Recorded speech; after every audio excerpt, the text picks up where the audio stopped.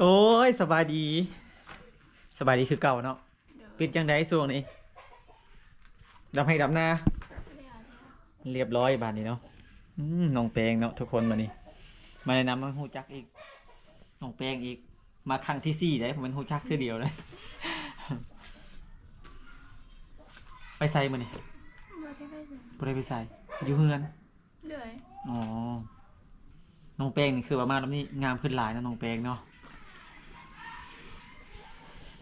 วันนี้บ่ได้ไปขายเลขบ่ บ่วันเสาร์ วันเสาร์วันเสาร์กับวันยังพัก วันเสาร์วันอาทิตย์พัก พัก2 วัน เลขไทยน่ะออกเลยแต่น้องบ่ได้ไป ที่ว่าสรุปแล้วมื้อนี้ว่างเนาะ เลย วางหมดมือ บ่ได้ไปใส่ ไปใส่พ่อแม่ ขึ้นผู้ ขึ้นภูไปเลี้ยงควายเลี้ยงงัวบ่โอ้มื้อนี้น้องเปงเนาะอยู่เฮือนเผาเฮือนได้มื้อนี้ เป็นเด็กเพิ่มงาน อ้าวสบายดี สบายดี โอ้ยอันนี้เฮามาแต่ไสดิ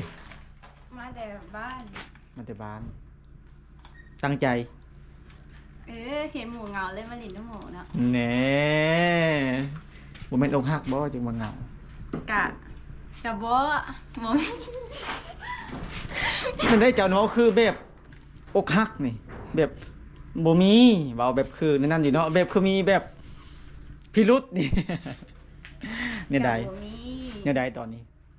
ให้นาแล้วละ เร็วของจะไปดำน้ำจะบ่ไปดำเลย โอ้ยบ่บอกเลยเนาะน้องแป้งไฟซื้อฮู้จักเลยเนาะเนี่ยใดมีผู้บ่าวไปดำนาซอยอยู่บ่ บ่มีเลย บ่มีเลย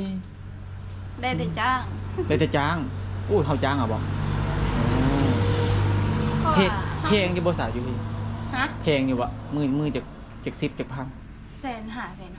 5เซน6ถ้าอายนี่ไปดำนี่ให้มือเท่าใดซะ 2 ล้านก็ได้ โอ้โหผลึกเถอะเนาะทุกคนไปเอา FC หลายๆคนมาดำซอยยันแล้วอายุตามเบิ่งมีใครบ่สิมานำเนาะแล้วๆปีนี้เนาะ แล้วย่างตอนเขียว มันจะเกี่ยวเนาะขัดจิกดำกับปีหน้าบ่ได้เนาะอันนาเซงครับบ่ได้บ่นาเซง บ่ได้เฮ็ด อืม เพราะว่าเฮาบ่ได้อยู่ภาคน้ำเด้ถ้าอยู่ภาคน้ำเลยอยู่ใกล้คลอง อันนี้บ่ได้อยู่ใกล้คลองเลยบ่ได้เฮ็ด เฮาก็ดูดขึ้นมา มันไกลนะ โอ้มันไกลเนาะสรุปแล้วก็ถ้าเห็นแล้วก็สิ้นเปลืองมันหลายเนาะมันก็คุ้มค่าเอาดีแล้วว่ะ บ่มี อ่ะสรุปแล้วนี่คนรุ่นทุเจ้านี่มีเอาผู้เอาผัวแล้วก็มีบ่เคสทุเจ้า เขตบ้านข่อยบอก คิดบ้านเจ้าเลยก็ได้ บ่มี ยังบ่มีเนาะมีแต่รุ่นใหญ่หั้นนะ รุ่นใหญ่ๆเนาะรุ่นหรือว่ารุ่นเจ้าเนาะรุ่นเจ้านี่13 14 15 15แล้วอืม เป็นเอ้ยข่อยเป็นเจ้าอีกบ่โอ้เจ้าเป็นเอ้ยคนนั้นเป็นน้องรุ่นน้องอันนี้รุ่นเอ้ยรุ่นเอ้ยนี่บ่รุ่นเอ้ยนี่มีจะเพลนจะคนละเอ็มฮักจะคนละผู้บ่าวเคยเอ็มฮักอยู่บ่เคยโอฮักอยู่บ่ เคย โอ้ยถามลอกเล่นเลยว่าอีหลีเรื่องบาทนี้เนาะผมรับน้องเตกแล้วบาทสุดเจ้าเลยเฮียนห้องกันเนาะห้องไปเฮียนใส่ปีหน้าเนี่ยเอา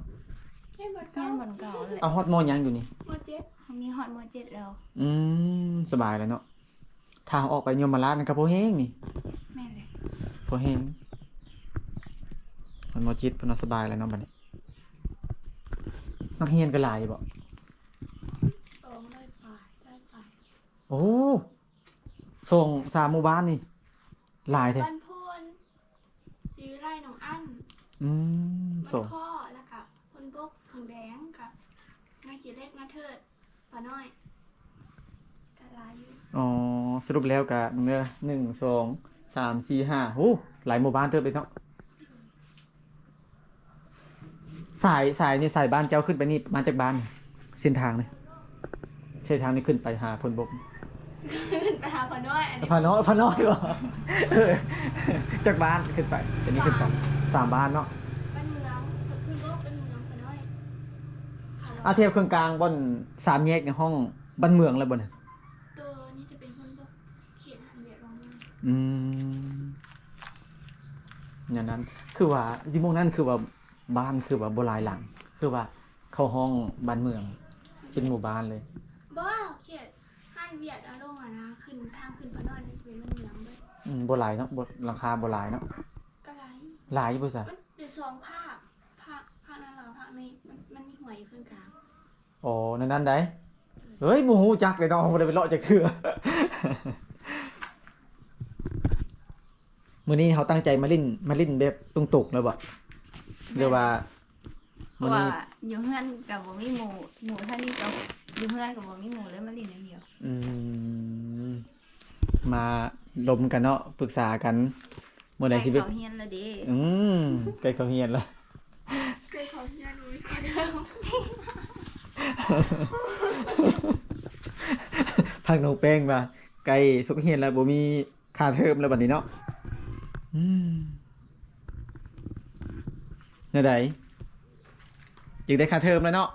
บ่มีค่าเทอม มีแล้วบ่คนส่งเสริม บ่มี ยังบ่มีเลย โดยถ้าใครอยากส่งเสริมนะส่งเสริมได้เด้อ ตอนนี้ก็โสดอยู่เนาะยังเฮียนอยู่เนาะ โดย ทำยังเฮียนอยู่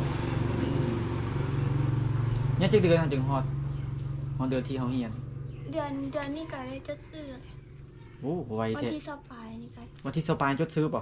เฉพาะเดือนนี้บ่ โดยปี โอ้ แต่เก่านะวันที่25 26จดซื้อ ไวเนาะ โดย นะน้องเป้งยังเฮียนทุกคนยังบ่ทันเอาผัวแล้วยังโสดคือเก่าอยู่ล่ะอืม สิเป็นอันข้างบ้านแหละส่วนข้างบ้าน อย่าว่าน้องเป้งไปใส่แล้วเงียบเหงาแท้ว่ะบ่น้องเป้งก็ยังคือเก่ายังโสดคือเก่านี่แหละท่านเอาผัวเนาะน้องสาวก็ยังเฮียนอยู่ก็ไว้บ่ได้เธอปีหน้าปีฮือเนาะ อาจสิยังเดินอุ้ยคนเอา น้องแป้งอารมณ์ดียิ้มมีคนสั่งบ่ล่ะโอ้ตาใหญ่แท้เนาะ เป็นแฮเราเอง ให้เราเองเลยบ่เฮ็ดเอาไปขว้างอยู่เทิงพุ่นบ่โอ้โทษทุกคนตาใหญ่ขนาดเนาะเราเคยไปหาปลาอยู่เทิงพุ่นบ่ โดยแล้วไปเลี้ยงควายแล้วก็สิถึงไปนั่งเหมือนเธอ อื พอได้ ม กิน สรุปแล้วนั่นพ่อเจ้าสารเองแน่นี่เนาะ โดย ตาเป็นสารเนาะ เป็น โอ้ทุกคนผู้ใดอยากได้แห่เนาะงามๆมาสั่งเลยอยู่ที่บ้านโพนบกเนาะ โดย พ่อของน้องเป้งเป็นเซนเป็นสารแห่คำงามเนาะคำผู้ใดมาสั่งแห่นี่ได้เห็นคนงามพร้อมนี่